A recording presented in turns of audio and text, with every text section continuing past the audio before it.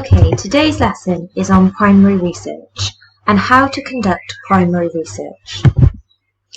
There are different types of primary research, as you would have found out from the previous lesson. You must choose the best type of primary research for your target market. Also, understand what you aim to find out from the primary research.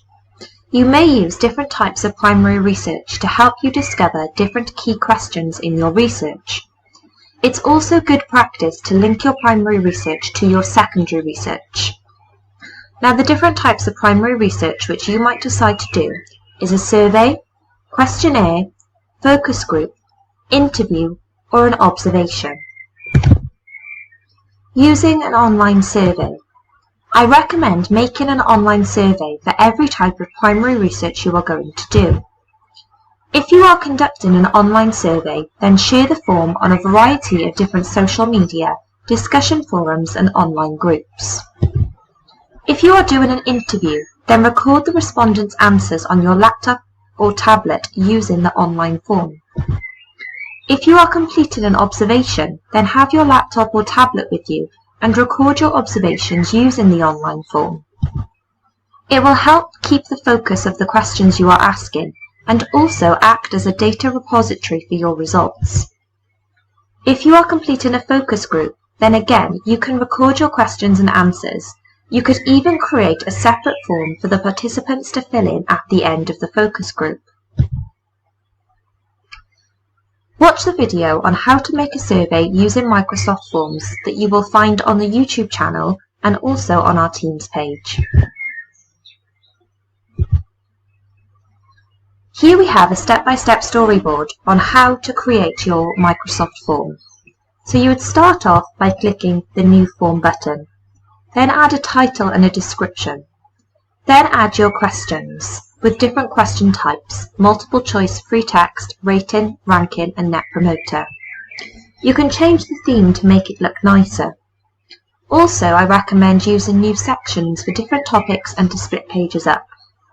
You can change the question settings to make it a required question, a long or short answer, a subtitle, and even branching. So for example, if they answered no to question 2, they could then move on to question 8.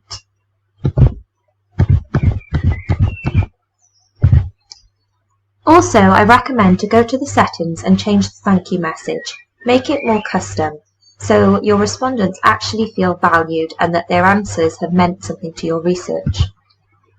To share them, you can either use a QR code or a link, and then send this link to social media, websites and different forums.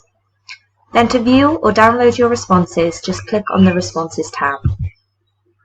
Now, there are many ethics that you need to consider when you're doing research. You must be aware that it's completely up to the participant. You cannot force people to be involved with your research. All research should be voluntary. The participant should also be given the right to withdraw from the research at any time. This then means you should delete your findings from that participant where it is possible. If all the answers are completely anonymous, then this is difficult, but as long as the participant isn't named or mentioned in your research findings, then that should be okay. Your research must not cause harm to you or the participants. You must also gain their consent. If they're under 18, then you should also consult with their parent or guardian. You should also protect confidentiality when you are conducting research.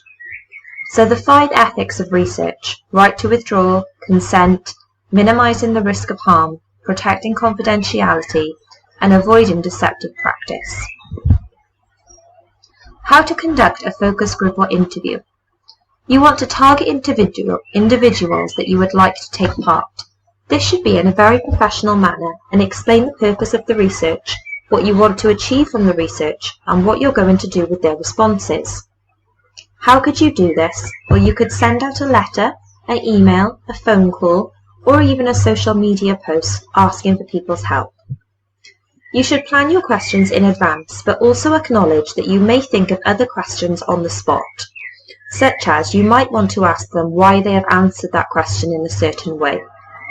How could you do this? Well, you could create an online survey to record your results, but I also advise to take a notebook or a voice recorder for those extra questions. You will need consent for a voice or video from the participant. Consider the environment, as this will have an impact on your responses. You want the participants to feel comfortable and relaxed when answering your questions, so you need to think of this in advance. How could you do this? Well, you could choose the location of the focus group or interview based around the participants' needs. Also, make sure all parties are safe from harm. A video call is a good way of conducting this. Observation is a great research method, but one researchers can find quite challenging, as you should not intervene with the research. Your job is just to observe what is happening and make notes. A top tip is to have a set of objectives before you start. Consider what it is you wish to find out from the observation. Otherwise, the exercise may be considered pointless. So, for example, an idea is to put products or prototypes on a table and invite people to interact with the products. Now, you shouldn't intervene with this. You should just let the people interact with the products in their own way. The reason for this observation is so you can view how they use them, what they do with them, and if they find it easy or difficult to use. The outcome of this is you then have information about what to include or change with your product. So now it's time to start your research.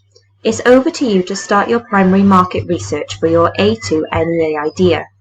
You want to keep a record of your questions and communications. Also, I recommend setting yourself a time frame of when you're collecting your data, so you know when you can stop collecting the data and start analysing the results.